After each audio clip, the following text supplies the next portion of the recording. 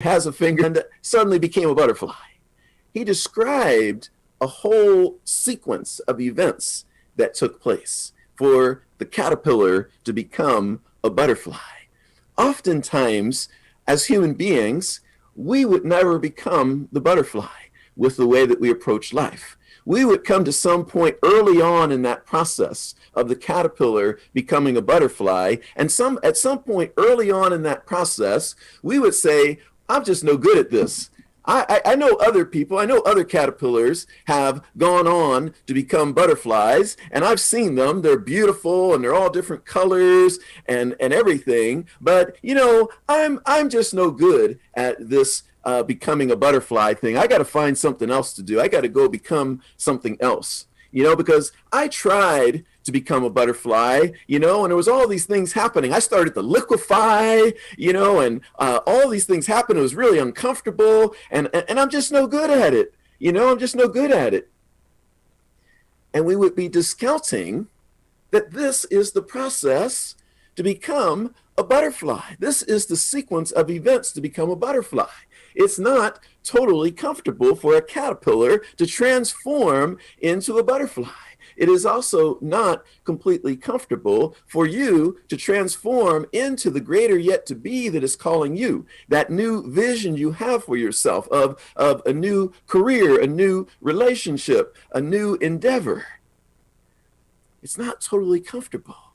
So if we're not okay with leaning into the discomfort, if we try to avoid the discomfort, or if we assume that because I'm uncomfortable right now, and this isn't easy for me, that I'm just no good at it,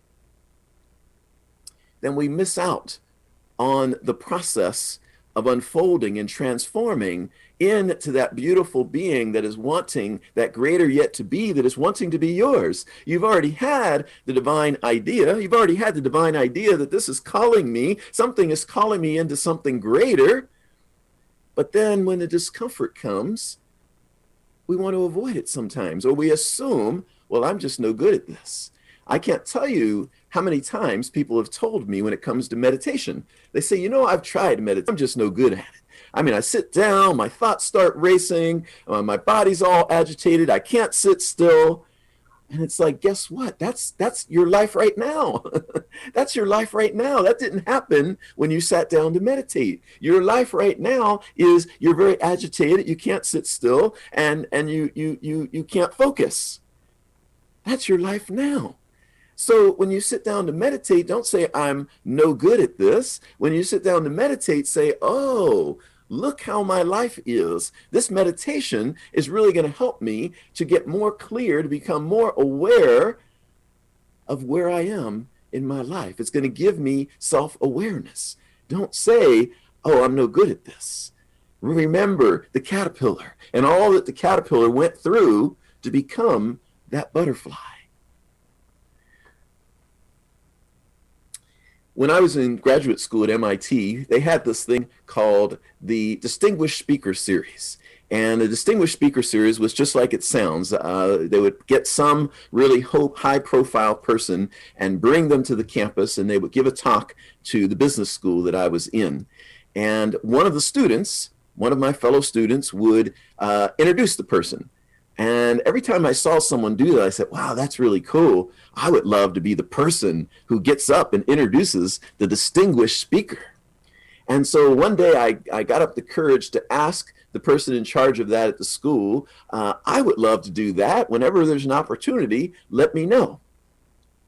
And so she called on me at some point. The CEO of Texaco was coming to the school, and she said, okay, you can introduce the CEO of Texaco. And I got nervous, but I was like, okay, great, I've got my opportunity.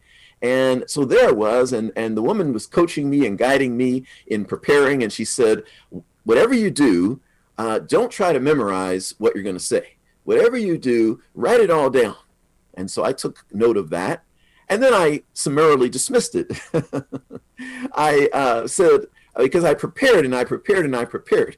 And in my preparation and in my practice and rehearsing, I had it all in my head.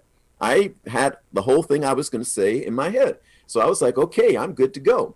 Well, I got up there in front of 100 plus people, first time ever in front of that number of people.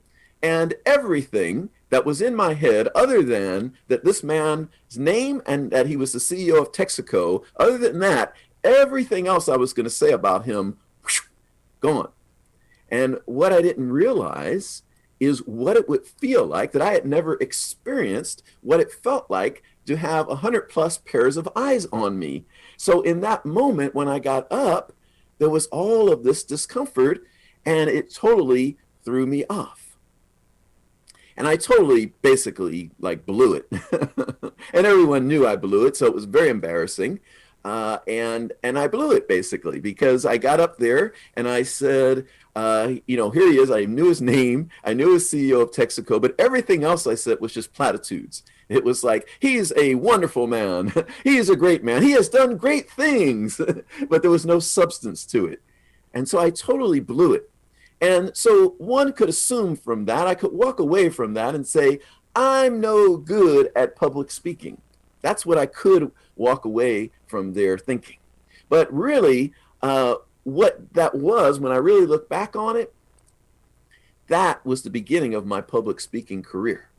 That moment of such discomfort, of blowing it basically, was the beginning of my speaking career, because what that did is it initiated me into public speaking. Now, I no longer had to wonder or be in mystery about what it feels like to have 100 plus pairs of eyes on me. I knew what it felt like. And I got another aha as I was preparing for this talk, because I always thought of it as, wow, it was so like a negative feeling that I had. And in preparing for this talk and feeling back into what it felt like, I realized it wasn't a negative feeling I was having at all. It was just a lot of feeling. It was a lot of energy moving through me, and I wasn't used to that. So it threw me off. And so we have to lean into the discomfort rather than run from the discomfort. We have to lean into the discomfort rather than think because there's discomfort that something is wrong, or I can't do this. And that was the beginning of my public speaking career. And guess what? That never happened to me again. I never had the experience again where everything went out of my mind because I was in front of all those people. Now, I've often brought forth a lot of notes to make sure that that didn't happen. But essentially, that initiated me into something, as opposed to if I were to have assumed, since I blew it basically, that I am no good at this, then I would have just walked away from something that ultimately I would become very good at. So we have to lean into the discomfort. I want to, this exercise we did at the beginning where I was inviting you to get in your body. We have to get in these bodies that we have here, whether we do yoga, Tai Chi, some sort of conscious movement. We have to get in these bodies so that we can tap into this great source of information, this repository of all of our thoughts, our beliefs, sometimes hidden from us, that are right there. So that when we feel this discomfort, or let's just say we're feeling angry, right? Something happens, someone says something, someone does something, we're feeling angry. Lean into that discomfort, lean into that anger, feel that anger. Don't act it out. Don't start yelling at anyone. Don't throw anything. Don't do any of that. Do it yourself. It's yours. You're experiencing that. Don't project it onto anyone else. Sorry to be so preachy this morning. I'm like, don't do this, do this. But I'm really feeling passionate about this morning. I'm really feeling like, gosh, I want people to be in their bodies. There's so much information there. I want us to get that so often we're doing things that are harming our spiritual journey. We're turning ourselves off. We're turning away. We're leaning away from the discomfort. And that discomfort is the very avenue toward exactly what you're wanting in your life. That is the opening to what you're wanting in your life. So if we're feeling anger, lean into that anger and let it speak to you. Let it be your teacher. What is that anger about? Feel it fully and explore it. Go deeply into it, right? If we feel it deeply, we'll go deeply into it. We don't resist it. We don't judge it. We don't criticize it. We don't act it out and put it out there on someone else. if we go into it, into ourselves, and we feel fully into that anger, it will teach us what it is really about. Because we will ask, what is this about in me? We say, I know that person did such and such, or they didn't do such and such, or whatever, and I got a whole story about it. But this is me who is having this intense experience of anger. This is not that person. No one can do anything that can cause me to have such an intense reaction. So I get to explore, what is my reaction here? What is going on in me? And there becomes our breakthrough. That's where we get our breakthrough, when we're willing to lean into the discomfort, feel it fully, and let it inform us. Don't just go take another drink. Don't go take another hit off of a joint. Don't go eat a big meal like I got to go stuff myself with food now because this is really uncomfortable. No, this spiritual journey requires that we lean into the discomfort. It's a gift. It's a gift. It is not something we have to run away from. We've been misled to think that we're always just supposed to feel good. And guess what? When we lean into the discomfort, even that feels good. Gay and Katie Hendricks, in their book, Conscious Loving, we're doing this class right now on that book. In that book, they say any feeling fully felt leads to love. How about that? Any feeling fully felt leads to love. So if any feeling fully felt leads to love, then is there really anything that's not a good feeling? Because yes, we judge it, right? It's like, oh, I don't like this feeling. I don't like what I'm feeling right now. But if we fully feel it, it leads to love. And guess what else happens when we fully feel a feeling? It gets released. It gets dissolved. Let me tell you what BKS Iyengar said. He's the great yogi. He passed some years ago. I actually went to see him in San Francisco when he was in his 90s, and I have a signed copy of his last book, Light on Life. And let me tell you what he says in this book, Light on Life. He says, in a healthy organism, feelings should pass like clouds over the sun. When feelings get anchored by thought into memory, they become emotions which are no longer related to the moment, but to the past. But see, when we really feel our feelings, they pass like clouds passing over the sun, and then they're gone, and the sun is shining again. And that's how we want to get healthy with our emotions. We want to fully feel them so they can dissolve and pass. So we fully feel them, we be present to them, we don't resist them, we don't judge them. And as we're being really present to them, we're fully feeling them, they give us the information, we're open rather than resisting them. So we ask the question, what is this about? What is this emotion about?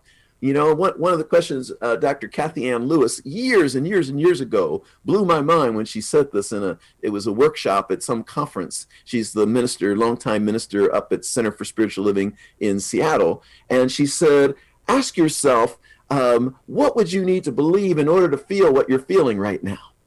So that's a question we can ask ourselves. It's like, I'm feeling this intense feeling. What belief would create that?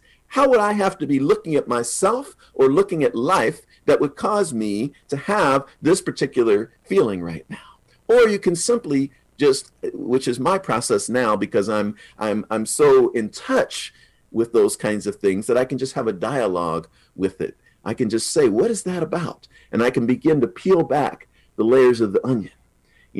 And yeah, it is uncomfortable sometimes, right? Sometimes I want to run away from it. Sometimes I might even go eat some sweets, go get some sugar, something really sweet to just sort of numb out.